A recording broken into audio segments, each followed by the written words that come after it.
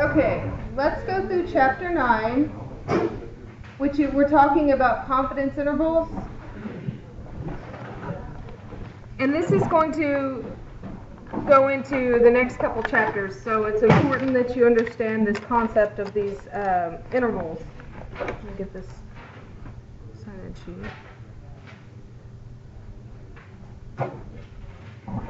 Yesterday, the 22nd.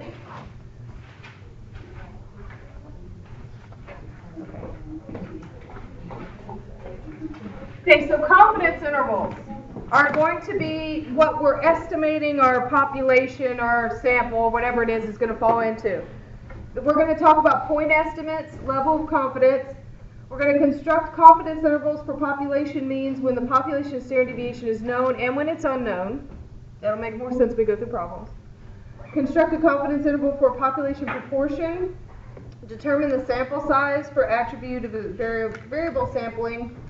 So the reasons why we sampled, and we talked about this in previous chapters, it's too time consuming to test everybody, to find everybody. The cost of studying everybody. Samples are usually adequate, and when you don't pick a sample, sometimes studying the population can be destructive. There we go. And checking all the items is just physically impossible.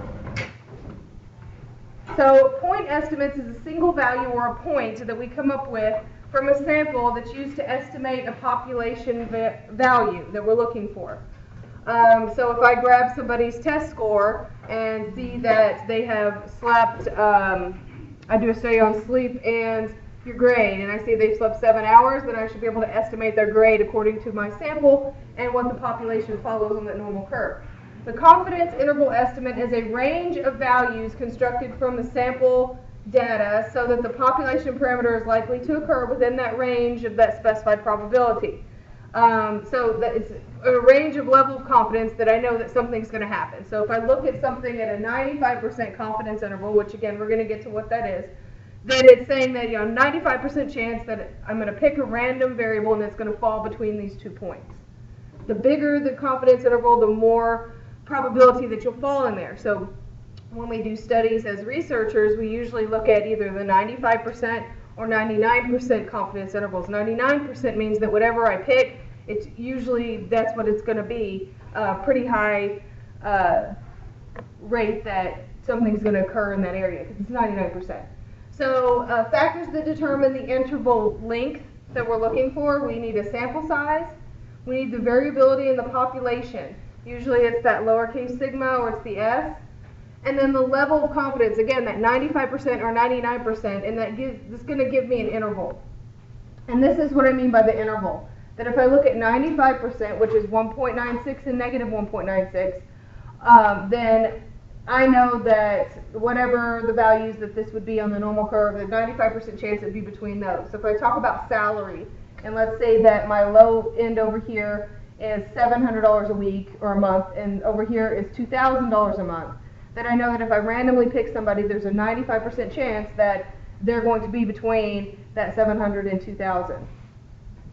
Now I figure out what my value would be. This is the z-value we're talking about. You can look this up in the back of the book, but I've also given those to you. The book gives these to you. They're set. That's why they use 95 and 99. And on the test, I'm going to ask you to complete that 95 and 99, be able to tell me what the z-value would be at those 2 points. But these, again, you're given these, and you're going to use these throughout the next couple chapters. But this shows you how you get to that 95%. If I have 95% on each side, that's going to be 4750, 4750. If I look in the back of the book at that z-value, where that 45 or 4750, is, it's 1.9 and 0.0 or 0.06. So to figure out what the confidence interval is going to be, I have a formula, and it's going to be the x, that sample mean, x bar, plus or minus the z-value times the standard deviation of the population, or it can be the sample, it depends on the problem, divided by the square root of n. So I'm going to have 2 answers.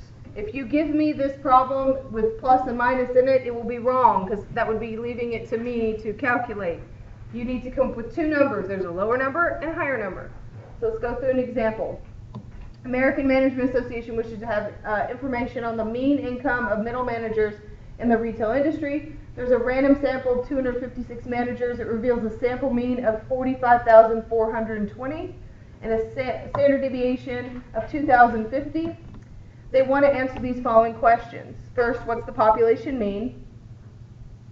All you're doing is they've given you what the sample is, and so we're assuming that the sample is going to be reflective of the population, so we make the assumption that the means are going to be about the same.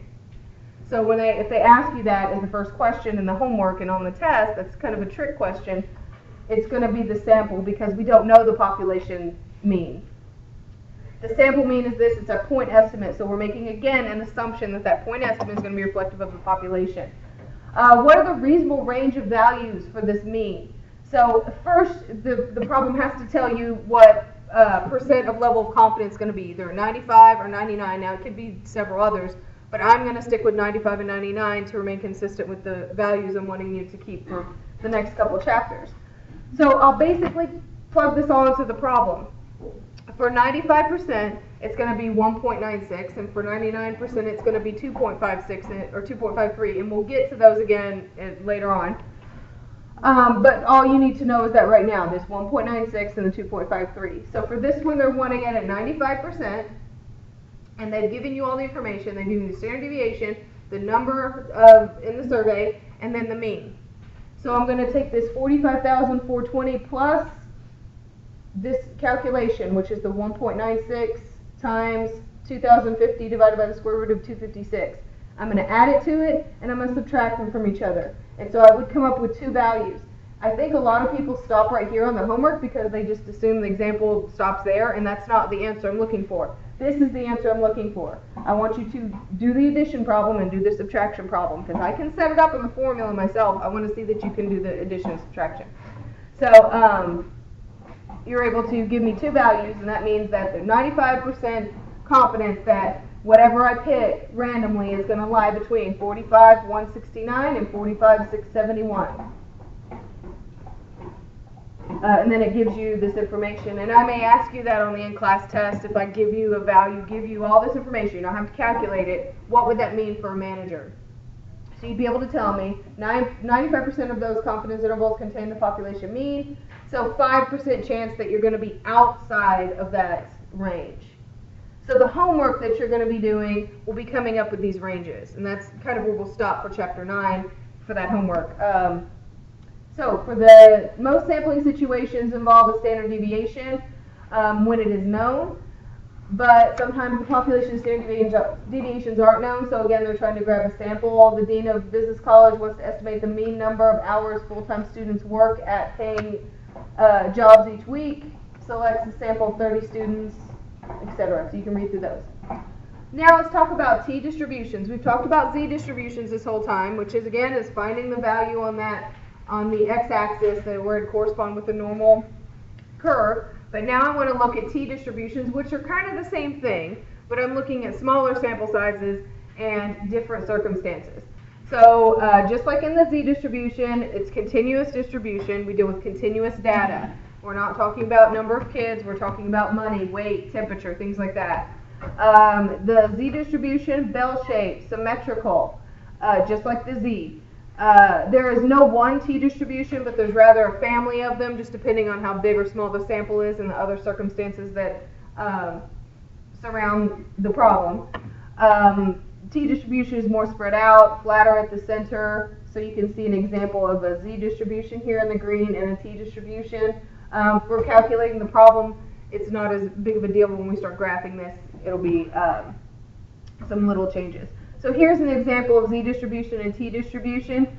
Just one's a little bit flatter, so because it's flatter, where the z values would correspond, for instance, this is showing 5% in the tails, both of these, but you see the z value is different with the t value.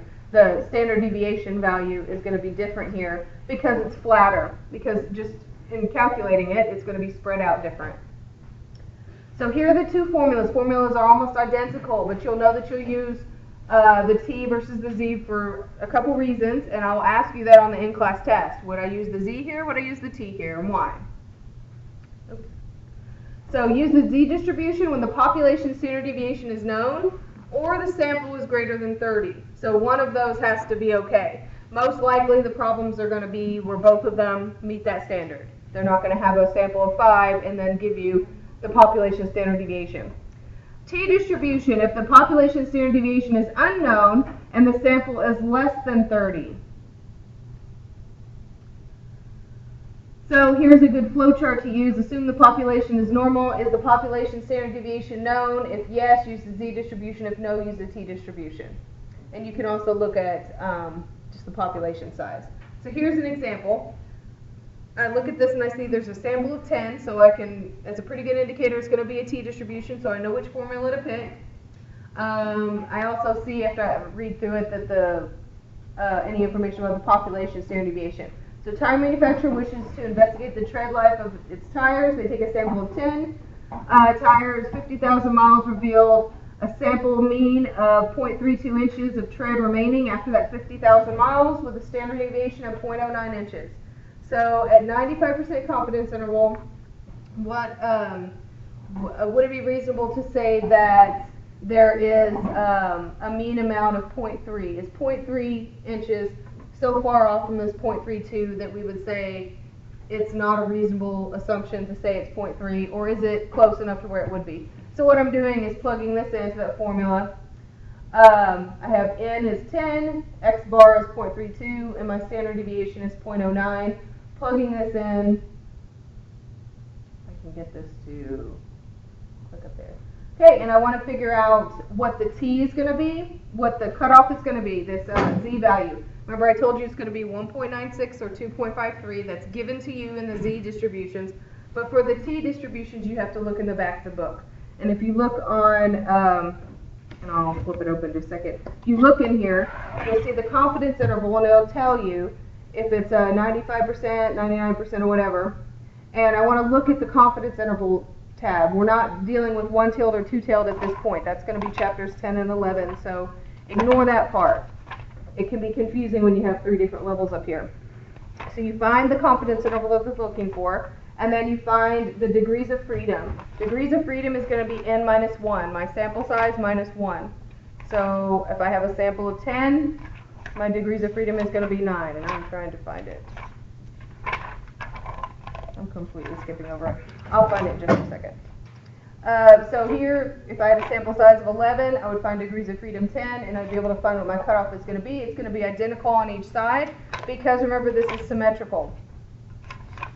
Okay, it's on page 765 in the back. Again, you're only dealing with the confidence interval label at the top. We're going to deal with the other ones later on. Confidence interval estimates for the mean using Minitab. We'll go through how to use this in Excel, but we don't have the Minitab on here. But when you do this on Excel, it'll look like this. This is the Excel spreadsheet, and it'll tell you confidence level. It'll tell you what that is, that margin of error. It also gives you everything else. Skewness, like we've talked about, minimum, maximum, and all that.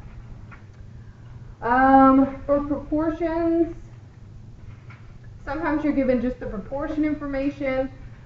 It's just a little bit different formula, but the same concept. It's just going to tell me what my cutoff is, depending on the proportion. So let's go through an example. Union representing the bottlers of America is considering a proposal to merge with the Teamsters Union. According to BBA union bylaws, at least 3/4 of the union membership must approve the merger. A random sample of 2,000 current BBA members reveals 1,600 plan to vote for the merger proposal. What is the estimate of the population proportion? Develop a 95% confidence interval for the population proportion. Based on your decision on the sample information, can you conclude that the necessary proportion of members will merge and why? So you're pretty much plugging in proportions. We don't have the same information as we have in another problem. So here, I figure out what's the proportion of those that they think are going to vote yes, and that's 80%. 1,600 divided by 2,000. This is straight out of the formula in the book. I want to figure out what's going to be at this 95%. Again, that's where that 1.96 is. I have my P, which I just calculated up here, that proportion. I'm plugging that in, 0.8. All I'm doing is plugging everything else in. I only need 2 values here. I only need the n, and I only need the proportion. and then of course in the first one the x. So I only need 3 numbers total, and then of course my 95% or 99%. And then all I'm doing is plugging this in, and it tells me this is the proportion or percentage, 78.2, and if I can move that, 81.8. So how would you make a conclusion? And we're going to work on this in chapters 10 and 11 because we're going to deal with hypothesis testing, where you're going to have to translate these the results into an actual decision. So what can we conclude? The merger proposal will likely pass because the interval estimates are greater than that 75%. So if you look back at the problem, they said that they needed 3/4 or 75% of the votes. And you can see where my confidence interval lies. They say most everybody, 95%, is going to be between 78.2% and 81.8%. So it's well above that 3/4 threshold that we're talking about. So let's go into some of the homework problems and get started on those, go through some examples.